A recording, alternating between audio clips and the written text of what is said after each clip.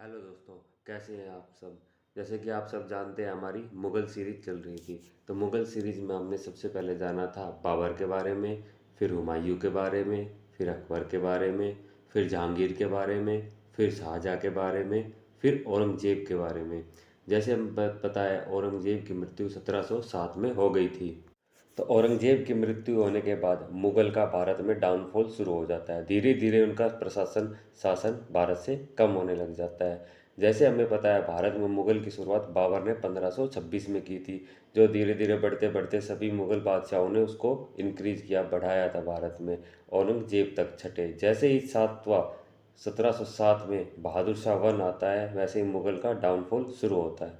तो आइए जानते हैं सातवें बहादुर शाह वन से लेके आखिरी 19वें बहादुर शाह टू तक, 1707 से लेकर 1857 कैसे मुगलों का पतन हुआ। तो औरंगज़ेब के बाद बचे हुए इन 13 लोगों ने कुछ ज़्यादा खास काम नहीं किया, तो इन 13 को हम एक ही वीडियो में कवर कर देंगे। तो सबसे पहले आता है बहादुर शाह वन, जिसे हम शाह आलम वन भी कहते थे, जो 1707 से लेकर 1712 तक दिल्ली की गद्दी पर बैठता है। इसके पिता का नाम तो औरंगज़ेब सभी को पता है, और माता का नाम नवाब बाई था। औरंगज़ेब के बाद सारे अय्याश ही बादशाह बने थे, इसीलिए सब लोग अपने राज्य का पतन करते चले गए थे। उन्हीं में से नंबर वन पे यही आता है, बहादुर शाह वन। इसे हम सहा ए बेखबरी भी कहते थे, कि इसे किसी चीज़ की खबर ही नहीं थी, ये अपने हरम में मौज करता था। इसी को ओल्डेस्ट किंग भी कहते हैं, क्योंकि ये 65 वर्ष की अवस्था में किंग बना था। यह राजा बनने से पहले काबुल का गवर्नर था। इसी के मरने के बाद इसका मकबरा कुतुब मीनार, महरौली दिल्ली में, उसमें इसका मकबरा बना दिया गया था। इसी के कार्यकाल में 1709 में बैटल ऑफ हैदराबाद भी हुआ था। तो इसके टाइम पे सिर्फ एक ही चीज़ थी, 1709 में बैटल ऑफ हैदराबाद। लेकिन इसका जन्म जो हुआ था बुरहानपुर मध्य प्रदेश में है। यहीं पे है आसिरगढ़ का किला। आसिरगढ़ के किले को ही बोलते हैं दक्षिण भारत का द्वार। तो नॉर्थ से साउथ में जाने के लिए जो द्वार है वो ही है आसिरगढ़ का किला। तो इसके बाद 8वें नंबर का किंग होता है जहांदार शाह, जो 1712 से लेकर 1713 तक दिल्ली की गद्दी पर बैठता है। यह किसकी मदद से दिल्ली की गद्दी पर बैठता है, तो यह जुल्फ़िकार खान की मदद से दिल्ली की गद्दी पर बैठता है। इसने एक काम किया, आइज रहे टैक्स सिस्टम इसने स्टार्ट किया था, क्योंकि इनके खजाने में बहुत से कम पैसे हो गए थे। पैसे बढ़ाने के लिए इन्होंने ये टैक्स चलाया था। तो इसके कार्यकाल में भी एक ही चीज़ मेन थी, बैटल ऑफ आगरा 1713। आगरा का युद्ध जो 1713 में लड़ा गया था, जहांदार शाह और फर्रुख सैय्यर के बीच में। तो जहांदार शाह हार जाता है और वह मारा जाता है। तो फिर दिल्ली की गद्दी पर कौन बैठता है, फर्रुख सैय्यर। किस युद्ध के बाद, बैटल ऑफ आगरा के बाद फर्रुख सैय्यर दिल्ली की गद्दी पर बैठता है। फर्रुख सैय्यर को दिल्ली की गद्दी पर बैठाने का सबसे ज़्यादा योगदान रहा था सैयद ब्रदर्स का। सैयद ब्रदर्स ने ही दिल्ली की गद्दी में 4 अलग अलग बादशाहों को बिठाया था। इसीलिए सैयद ब्रदर्स को किंग मेकर भी कहा जाता है। सैयद ब्रदर कौन कौन थे, पहले नंबर पर अब्दुल खान, दूसरा हुसैन अली। इन दोनों को मिला के ही सैयद ब्रदर कहते हैं, किंग मेकर सैयद ब्रदर। वास्तविक रूप में British British east India company का भारत में उदय फर्रुख सैय्यर के समय काल से ही माना जाता है।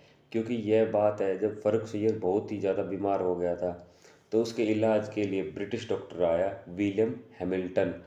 उसने फर्रुख सैय्यर को बिल्कुल ठीक कर दिया। तो फर्रुख सैय्यर ने खुश होकर एक फरमान जारी किया ब्रिटिश ईस्ट इंडिया कंपनी के लिए, कि ये कुछ भी कर सकते हैं, कितनी फैक्ट्री लगा सकते हैं, टैक्स साल चला सकते हैं, इन्हें सिर्फ साल में 3000 रुपये टैक्स देने होंगे, और ये चाहे वो करे। ये सारी बात है 1717 की। इसी को बोलते हैं ईस्ट इंडिया कंपनी का मैग्नी काटा। इसके काल की भी एक महत्वपूर्ण चीज़ है, जजिया टैक्स। आखिरकार जजिया टैक्स को फाइनली रूप में ख़त्म कर दिया गया, किसके द्वारा, फर्रुख सैय्यर के द्वारा। जैसे हमने औरंगजेब में जाना था, बहुत से लोगों ने इसी टैक्स को, जजिया टैक्स को स्टार्ट किया, बंद किया, स्टार्ट किया, बंद किया। ये 8 बार स्टार्ट बंद हुआ था। आखिरकार फाइनली फर्रुख सैय्यर ने जजिया कर को समाप्त कर ही दिया। इसी ने सिखों के गुरु बंदा बहादुर को भी मरवाया था। इन्हीं सब के चलते हुए सैयद ब्रदर इसको गद्दी से हटाकर रफ़ी उद दराज को गद्दी पर बैठाते हैं 1719 पर। लेकिन वह अफ़ीम, सुल्फ़ा, गांजा का इतना बड़ा शौकीन था कि एक साल में बीमारी के कारण मर गया। तो फिर सैयद ब्रदर तीसरे रफ़ी उद दौला को गद्दी पर बिठाते 1719 में। उसे भी अफ़ीम लेने का बहुत शौक था, तो अफ़ीम के चलते वह 11 महीने ही गद्दी पर बैठा और बीमारी के कारण वह भी चल बसा। फिर 3 से 4 महीने के लिए गद्दी पर मोहम्मद इब्राहिम बैठता है, लेकिन सैयद ब्रदर इसको हटा के इसकी जगह मोहम्मद शाह रंगीला को दिल्ली की गद्दी पर बिठा देते हैं। तो इतने बादशाहों को दिल्ली की गद्दी पर बिठाया था सैयद ब्रदर्स ने, इसीलिए सैयद ब्रदर को किंग मेकर भी कहा जाता है। तो 13वें नंबर के बादशाह जो दिल्ली की गद्दी पर बैठते हैं वो होते हैं मोहम्मद शाह रंगीला। जैसे इनका नाम लगा, पहले इनका नाम था मोहम्मद शाह, लेकिन इनके व्यवहार को देखते हुए इनके नाम के पीछे रंगीला लगा दिया गया, क्योंकि यह औरतों के बहुत बड़े शौकीन थे। सारे दिन हरम में मौज मस्ती क्या करते थे। यह अपने दरबार में औरतों के सूट साड़ियाँ पहनकर भी कई बार आ जाते थे, इसीलिए इनका नाम रंगीला रख दिया गया था। इन्हें शासन व्यवस्था से कोई मतलब नहीं था, इन्हें सिर्फ मौज मस्ती से मतलब था। तो मोहम्मद शाह रंगीला 1719 से लेकर 1748 तक दिल्ली की गद्दी पर बैठता है। लेकिन ये गद्दी पर बैठने के बाद एक बहुत सही काम करता है। यह सोचता है, जब सैयद ब्रदर्स ने चार चार किंग बनाए हैं, ये किंग मेकर के नाम से मशहूर है, कल को ये मुझे भी गद्दी पर हटा सकता है। तो ये गद्दी पर बैठ के सबसे पहले सैयद ब्रदर को ही मरवा देता है। ना रहेगा बास, ना बजेगी बांसुरी। लेकिन इसी के समय में बाहरी बहुत से आक्रमण होते हैं, जिसके कारण दिल्ली का खजाना बिल्कुल खाली हो जाता है। तो सबसे पहले 1739 में नादिर शाह भारत में आता है। नादिर शाह को ही ईरान का नेपोलियन भी कहते हैं। ईरान का नेपोलियन नादिर शाह। अब इसको ईरान का नेपोलियन क्यों कहते हैं, क्योंकि यह ज़्यादातर युद्ध जीतता जा रहा था। जैसे कि भारत में आया तो भारत से कोहिनूर हीरा, पिकोंग थ्रोस, तख्ते ताऊद दोनों लूट कर ले गया था भारत से। और इसी ने 1739 में करनाल में मोहम्मद शाह रंगीला के साथ युद्ध लड़ा, और उसमें भी नादिर शाह जीत गया। तो वह दिल्ली में 30 दिन तक रहा था, उसने 30 दिन तक दिल्ली की चीज़ों को लूटा था। इसीलिए बोलते हैं रंगीला के टाइम पे पूरा खजाना खाली हो गया था। तो बैटल ऑफ करनाल 1739, मोहम्मद शाह रंगीला और नादिर शाह के बीच में, जिसको नादिर शाह जीत जाता है, और परिणाम स्वरूप कोहिनूर हीरा और पिकिंग थ्रोक्स अपने साथ लेके चला जाता है। इसी के कार्यकाल में भी मोहम्मद शाह अब्दाली भारत पर 7 बार कब्जा आक्रमण करता है। 7 बार आक्रमण और लूटपाट करके ले जाता है। देख लो 7 बार आक्रमण में उसने कितनी लूटपाट की होगी। तो जैसे हमें पता है इसको युद्ध करना भी नहीं आता था, इतना कौशल भी नहीं था, और इसका ज़्यादातर ध्यान मौज मस्ती पे रहता था।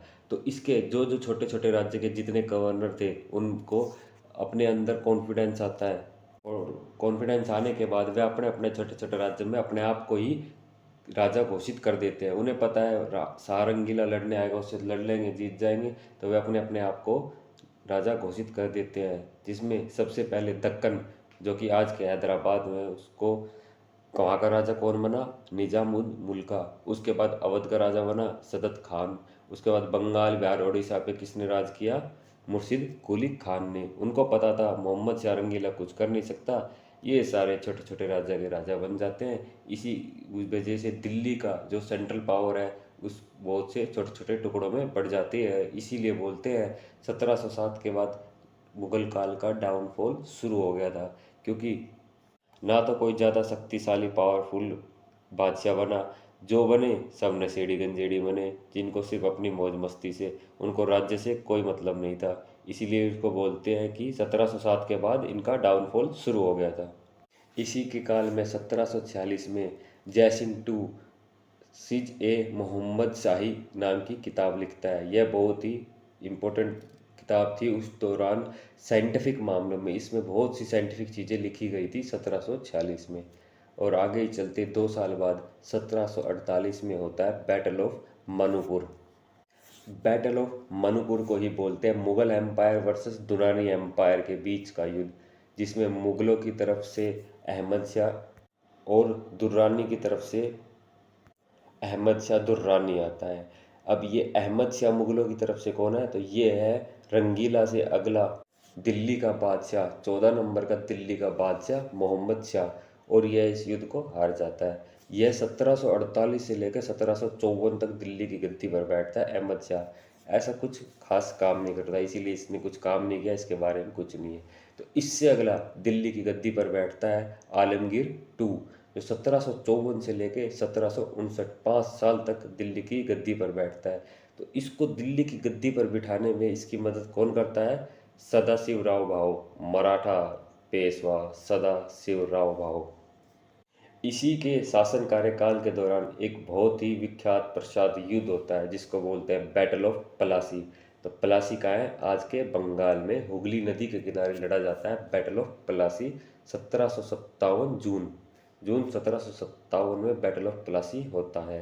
किस किस के बीच में? अंग्रेजों के बीच में और सिराजुद्दौला के बीच में। सिराजुद्दौला कौन था? उस टाइम बंगाल का नवाब। और अंग्रेजों की तरफ से कौन? Robert Clive. और इसको अंग्रेज जीत जाते हैं, जबकि अंग्रेजों की तरफ से मात्र 750 सैनिक थे और सिराजुद्दौला की तरफ से 50,000 सैनिक थे।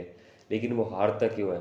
वह हारता है गद्दारी के कारण, जो मीर जाफर उसके साथ करता है। मीर जाफर कौन था? उसकी सेना कमांडर इन चीफ था सिराजुद्दौला का। वह आखिरी में जाकर रॉबर्ट क्लाइव का साथ दे देता है, इसी कारण सिराजुद्दौला हार जाता है। सिराजुद्दौला का साथ देते हैं फ्रेंच कंपनी, लेकिन साथ देने से कुछ नहीं होता, वह फिर भी हार जाता है। यहीं से अंग्रेज़ों के बीच में ये बातें होने लग जाती है कि हम भारत में कब्जा कर सकते हैं, और इसका मेन रीज़न है कि आपस में लड़ाओ, राज करो, फूट डालो, शासन करो, बस। और इसके समय में कुछ नहीं हुआ। इसके बाद 16 नंबर का बादशाह जो दिल्ली की गद्दी पर बैठता है वो होता है शाहजहाँ थ्री, जो कि मात्र 1 साल के लिए 1759 से लेकर 1760 तक गद्दी पर बैठता है। इसके समय में भी कुछ ऐसा खास हुआ नहीं। तो इससे अगला 17 नंबर का दिल्ली की गद्दी पर बैठता है शाह आलम टू, जो कि 1760 से लेकर 1806 तक दिल्ली की गद्दी पर बैठता है 46 साल के लिए। इसी को बोलते हैं फर्स्ट पेंशनर, सबसे पहले पेंशन प्राप्त करने वाला आदमी शाह आलम टू। 17 नंबर का बादशाह जो कि दिल्ली की गद्दी पर बैठता है। अब आइए जानते हैं इसके समय में क्या क्या हुआ।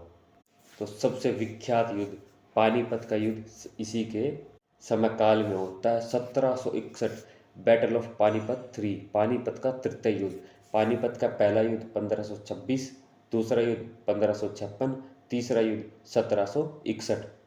पहला युद्ध ये होता है 1526 बाबर और इब्राहिम लोदी के बीच में, जिसको बाबर जीतता है। इसी से ही तो मुगलों की शुरुआत हुई थी भारत में। और दूसरा युद्ध होता है 1556 अकबर और हेमू के बीच में, जिसको अकबर जीतता है। तीसरा युद्ध 1771 पानीपत का तीसरा युद्ध अहमद शाह अब्दाली और मराठों के बीच में होता है। तो मराठों की तरफ से लड़ते हैं सदाशिवराव भाऊ।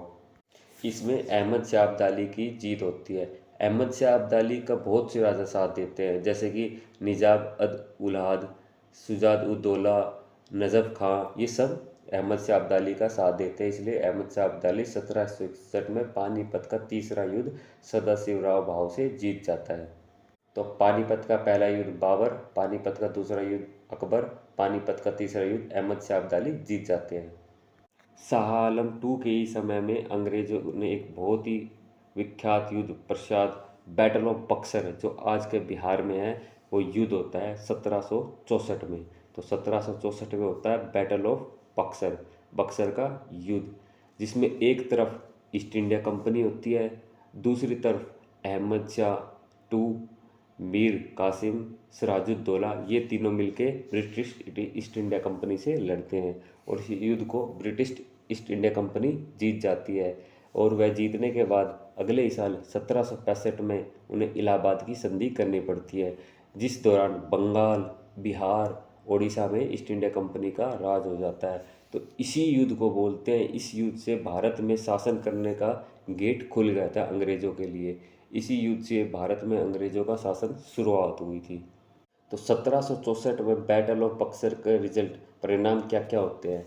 तो एक तो होता है 1765 में इलाहाबाद की संधि, जिसमें बंगाल, बिहार, उड़ीसा को इनको गंवाना पड़ता है और वो ब्रिटिश ईस्ट इंडिया कंपनी के पास चला जाता है। दूसरा होता है ये दिल्ली के बादशाह को एक तरीके से कैद, जो इनके अंडर काम करता है, वो आ जाते हैं और वह पेंशन देना इनको शुरू कर देते हैं। तो सबसे पहले पेंशन लेने प्राप्त करना किसके काल में हुआ था? शाह आलम टू। तो मुगलों के सब क्वेश्चन बहुत आता है, मुगलों का कौन सा बादशाह है जिसने पेंशन ली थी? तो वो कौन था? शाह आलम टू। इसके बाद तो सभी पेंशन पे ही जिंदा रहते हैं अंग्रेज़ों की। शाह आलम ऐसे ही पेंशन पर गुजारा करते करते करते 1806 में वृद्ध अवस्था में बीमार होने के कारण मृत्यु हो जाती है। तो उसके बाद दिल्ली का 18 नंबर का बादशाह जो दिल्ली की गद्दी पर बैठता है वो होता है अकबर टू, जो 1806 से लेके 1837 तक दिल्ली की गद्दी पर बैठता है। इसके समय में भी कुछ ऐसा खास इसने किया नहीं, इसलिए इसने कुछ नहीं है। सिर्फ इसके समय में एक बात खास है कि इसने राम मोहन राय को राजा की उपाधि दी। इसके बाद हम उनको राजा राम मोहन राय के नाम से जानते हैं। कौन है राजा राम मोहन राय? वही शख्स है जिसे भारत का नवयुग के नाम से भी जाना जाता है। भारत में ब्रह्म समाज की शुरुआत राजा राम मोहन राय ने ही की थी। सती प्रथा को ख़त्म करना, बच्चों का बाल विवाह पे बैन लगाना, इन सब पे सबसे ज़्यादा जोर किसने दिया था? राजा राम मोहन राय ने, जो कि आगे चल के इनको बंद कराने में वह कामयाब भी होता है। और दिल्ली की गद्दी पर 1837 में 19वें नंबर का बादशाह, वह आखिरी बादशाह जो गद्दी पर बैठता है वो होता है बहादुर शाह टू, जो कि 1837 से लेके 1857 तक दिल्ली की गद्दी पर बैठता है। जैसे कि हमें पता है 1857 के विद्रोह में दिल्ली का नेतृत्व बहादुर शाह टू करता है और वह नेतृत्व अंग्रेज जीत जाते हैं और ये इनका नेतृत्व हार जाता है। इसीलिए फिर इनको बंदी बना के रंगून भेज दिया जाता है और 1862 तक रंगून की जेल में कैद रहने के बाद इनकी मृत्यु हो जाती है। इसी दौरान मुगल काल भारत से ख़त्म हो जाता है 1857 में। और 1862 में बहादुर शाह टू आखिरी 19वें नंबर के बादशाह की भी मृत्यु हो जाती है। और उसके बाद इनका खानदान आज कहाँ है, क्या कर रहा है, किसी को नहीं पता। तो मुगलों का काल कैसे ख़त्म हुआ, क्यों ख़त्म हुआ? तो ये ख़त्म हुआ लैक ऑफ स्टेबिलिटी, स्टेबिलिटी नहीं रही इनके बाद में, जल्दी जल्दी बादशाह बदलते रहे। आप छोटे छोटे इनके जो गवर्नर शासक थे वो अपने आप में राजा बन गए, तो सेंट्रल पावर कम हो गई, सेंट्रल पावर का कंट्रोल कम हो गया। और नादिर शाह और अहमद शाह अब्दाली ने भी इनकी बहुत लूटपाट मचाई, तो उसमें इनके खजाने में कमी आई बहुत सी। उसके बाद इनका रंगीलापन, इनके नशा, हरम, इनके कारण भी इन्होंने युद्ध पे इतना ज़्यादा ध्यान नहीं दिया, मौज मस्ती पे ज़्यादा ध्यान दिया। तो भाई ये था मुगल काल, जिसके दो फेस होते हैं। पहला फेस 1526 से लेके 1707 तक, जिसमें इनका ग्राफ ऊपर की तरफ चलता है। उसके बाद 1707 से लेके 1857 तक इनका ग्राफ नीचे चलता है, जो कि 1857 में जाके बिल्कुल ख़त्म हो जाता है। तो ये 19 बादशाह थे। 19 कौन कौन सा? Babur, Humayun, Akbar, Jahangir, Shahjahan, Aurangzeb, Bahadur Shah one, Jahangir Shah one, Farrukh Siyar, Rafi ul Darajat, Rafi ul Daulat, Mohammad Ibrahim, Mohammad Shah Rangeela, Ahmad Shah Bahadur, Alamgir, Shahjahan, Shah Alam two, Akbar Shah two, Bahadur Shah two. और 1857 में इनका हो जाता है end, the end. Thank you. कैसी लगी ये वीडियो ज़रूर बताएं।